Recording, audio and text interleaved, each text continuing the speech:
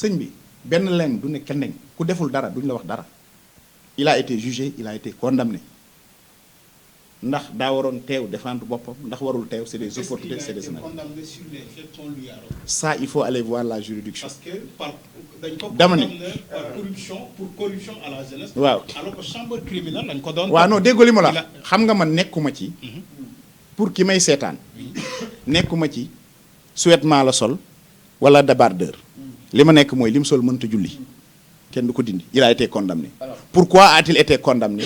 C'est cette affaire liée à affaire Adji Sarr. Mani, c'est un sujet qui me gêne. Qui me gêne parce que beaucoup me disent. C'est clair. Peut-être pour terminer sur la loi d'amnistie exactement. Gis neen mu am partiel ak total.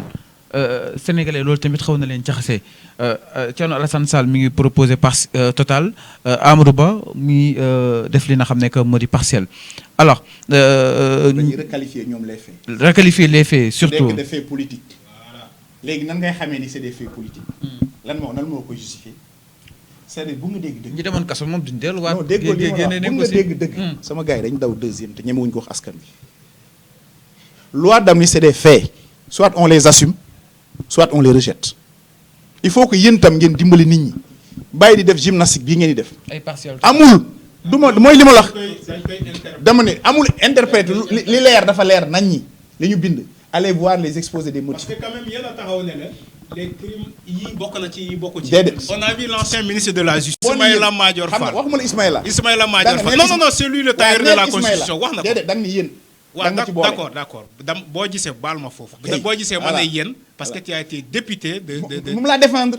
les faits yi ñu wax rek laa wax. voilà d'accord donc Ismaïla Madior Fall. c'est un humain moo taxaw dans une émission ñu laaj ko ndax la disparition du gendarme et du militaire Fulbert Sambou et Didier Badji mën nañu ko dugal ci loi d'amnistie mu ne effectivement mu def bruit lool mu ñëwaat ne Sénégalais maay jégalu. mën na nekk moo tax Sénégalais ils arrivent pas à qualifier les faits. non les faits yi ngeen dugal ci loi d'amnistie les faits ont été qualifiés li ngay wax ni bokkul. mais moom moo ko wax Ismaïla Madior Fall moo ko wax il fait une interprétation day juum. Ismaïla c'est l'un des meilleurs constitutionnalistes du monde. oui mais day juum nit la loi li mu bind laa wax man waxuma wax interprétation Ismaïla dama ni ndax leer na wala leerul da ngay génne loi bi. oui boo génnee loi bi nga xool exposé nga lire ko dafa leer naññ ci bopp nit ñi fee yi am de 2000 février fan la ñu waxati sax 2021 mars 2021 mars 2000 juin 2023 lu leer la. oui ça a été di xam ne ñan la yi ci bokkul xam ne ñan la li am ba am mooy. su fekkee ni leerul mbir daal bu leerul doo ko wàññi da nga koy dàq ñu defaraat man je suis pour ça. d'accord est-ce que tu penses pas. mais est-ce que du ne ay jaxasoo. may mënta ne. oh arrête c'est la justice des vainqueurs li ñu bëgg mooy raxas seeni nit. ah bon parce que le policier ne peut pas justifier policier bi acte bi mu def. acte de défense bi ñu def. non su fekkee waaw non mu defar enquête su fay jógee da nga war a dellu. su fay dégg. non une loi sévère n'est pas rétroactive. c'est ce que ñoom ay Aïssata Tall Sall daanoo na ko wax. une loi plus douce. une loi plus douce. peut rétroactive. Oui. mais une loi sévère ne peut pas rétroactive. lan mooy loi sévère. mooy loi boo xamante ne tey. loi c'est pas d'amnistie bi c'est pas une loi sévère. bu ñu naree génnee une loi bi abroger la loi d'amnistie. waaw donc ñi demoon kaso ñu nekkoon kaso. dañuy dellu waruñu non mënuñu delluwaat. parce que ça sera une loi. c'est quoi c'est des faits. ñoom juristes non yi déglu parfois dañuy non amul réer déedéet xam nga loi d'amnistie dama bëgg mu leer. oui loi d'amnistie du nit. ay faits la ay faits la oui. faits yi ngay éteindre. oui mais boo dindee loi yi faits yi dañuy desaat. mais est-ce que techniquement théoriquement. oui on peut. oui dissoudre mais techniquement on ne peut pas. loolu laa wax ni nañu am qu'on ne joue pas avec la vie des gens dafa métti ñi ci dee. commencé wuñu di indemniser des gens ñu ne indemniser ñu daw ñu ne ndàmp soutien c'est pas sérieux cheikh bi on veut la lumière on s'arrête lépp la ñuy yëlëb ça nous prend un mandat on le fera parce que c'est une décision c'est une promesse où on passe on a voté la loi on assume loolu mooy décision de courage mais li ñuy def ñëpp nit ñi xaaruñu leen fa ay dañuy interpréter gis nga lampe bi ne lañ lépp a leer gars yi ñooy utiliser ay superficie juridique tu sais que ni avec les termes juridiques là on peut faire tout ce que l'on veut faire avec une loi et c'est pas ça qui est important xale yi duñ comprendre loolu et du loolu lañ leen di xaar il faut faire de sorte que li ñu dañul bañu ci dal dans ce pays là li ñu daloon bañu ci dal état di déglu opposition yi di bañ di wax déloger di wax xale yi wàcc leen ci mbedd mi ku nekk jël sa responsabilité. Est-ce que Moussa aussi n'est pas en train de défendre une loi boo xamante ne tu étais acteur majeur. déggu li ma la ci voté loi. déggu li ma la déggu li ma la wax naa li tax je te donne mes raisons.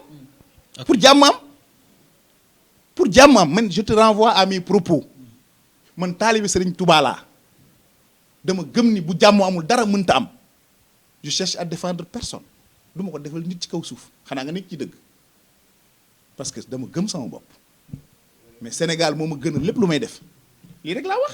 alors c'est clair.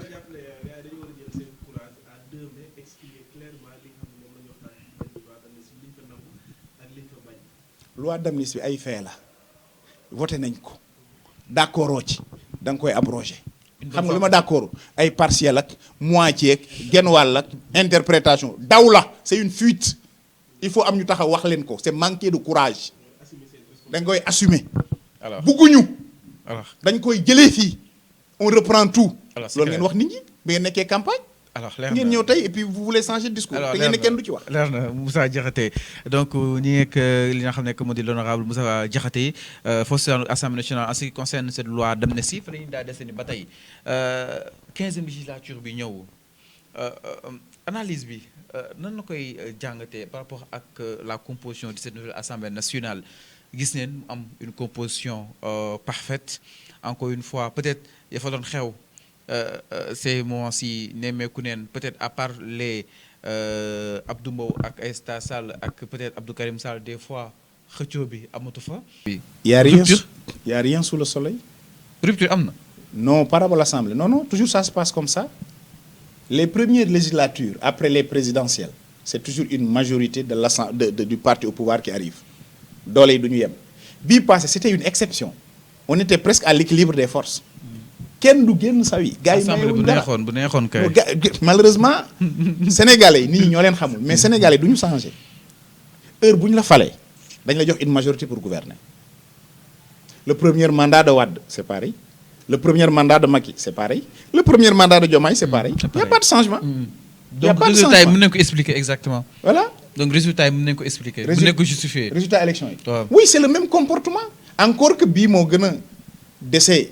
bii il y a 30% en âge de voter qui ont voté élection présidentielle yi passé la vedette c'est pas l'élection de c'est ceux qui n'ont pas voté qui doivent nous inquiéter nous acteurs politiques il y a que 30% en âge de voter yu voté le Diomaye où est le reste pourquoi ils sont pas sortis moo tax ñun acteurs politiques yi ñu war a xoolaat suñu toogaay le Sénégalais commence à nous démystifier moo tax jeune génération bi ñu doon ñun ñu war a assumer benn sunu passif les manquements ni day nangu mais après nga oser proposer quelque chose moo tax ñu watu amandé wu parce que le mal on le voit toujours chez l'autre j'ai une part de responsabilité que j'assume entièrement mais samay bët ubbeeku nañ fi ñu juumee fi mag ñu juumee man su ma xàlle yoon waruma fa juum et c'est vers ça qu'on doit aller loolu mooy la rupture booba léegi nag may il faut ngeen wax ma ci nel alors Moussa cette nouvelle posture bu Guy Marius Sagna benn guy bu yëngu woon léegi ñu gis temps yi nu mu mel entre autres est-ce que assemblée bi peut-être mën na si espérer dara nga jàpp ni sa analyse. bon assemblée bi comme ni ñu amee woon assemblée bu Macky Sall amee woon ko assemblée bu Ablaye Wade la ñu assemblée bi. bu Sonko bu Diomaye. bu Diomaye bu Seexi bu Sonko la c'est-à-dire Sonko dirigé liste bi moo gagné aussi ah ça il faut le lui reconnaître aussi ah loo ànd dégg moom. quand même voilà. il a ce poids électoral ah. ces passages à l'Assemblée nationale est-ce que rassuré na la. kooku la Sonko. waaw malheureusement. ces deux passages daf ko raté. ah bon il a subi la provocation. am na posture yoo xam boo ko amee même quand on t'attaque tu dépasses. ñoom Abdou Karim Sall comme dégg nga foo leen tontu ak ñoom c'est l'Assemblée. lan la fa Abass Fall waxul Mame Diop lan la fa Guy Marius Sagna waxul Amadou Ba yow yaay xam ne sa bés la sa bés kenn du la ko yàqal da ngay am une posture d'homme d'État tu les dépasses mais boo bëggee def noonu rek gisoo loolu la nit ñi gën a retenir que li mu wax day biaiser day pester ta communication tu te focuses sur tes objectifs et tu kooku xoolul sama xol Sonko c'est un homme de confrontation naturellement nitu coow la nitu c'est ça son style c'est ça son style ku nekk ak méthode xam nga man mënuma loolu man ku may xaar ci loolu doo ma gis peut-être ragal la peut-être ñàkk a xam la mais man mon style de faire pour man je dois te convaincre. est-ce que nekk li mooy def particularité am. waaw bon nag loo xam nga ku nekk da nga am sa daagwaale. ku nekk da nga koy nangu son style mais c'est pas mon style Barthélémy Diaz xëy na moom Sonko suñoo xaw a niroog style c'est des hableurs c'est des harangueurs de foule c'est contraire à moi mënuma mais dama ni booy nekk premier ministre nga ñëw ñëpp di la déglu. toutes les lumières se sont éteintes yow yaa tàkk même bu keneen defee faute dañ la koy def parce que sa bés la yaa aye sa bés da ngay fexe mu rafet mu ngi mel ni fekk la sa bés sa biiru ngénte ak loo bëri xadar bu nit ñoo bëgg a yàq xew mi di nga fexe ba mu ko bañ a yàq mais il a répondu à la provocation parce que nag loolu bokk na ci ay défauts Ousmane il est trop réactionnaire ku neex a jot la. du baale si xam nga par exemple comme Diomaye mosuma ko gis ci bët je l'ai jamais vu Diomaye Faye mais de loin en tant que le communicant coach que je suis je sais que il est difficilement perturbable difficilement atteint wala boo ko atteint doo ko xam Ousmane kanam gi day saxaar da nga koy gis xaw ma day nappe xaw ma mais na xam ni génération am la am dañ koy dugal ci boîte vocale bu ko yeree mu xam ko duñ ko may salaamaaleykum.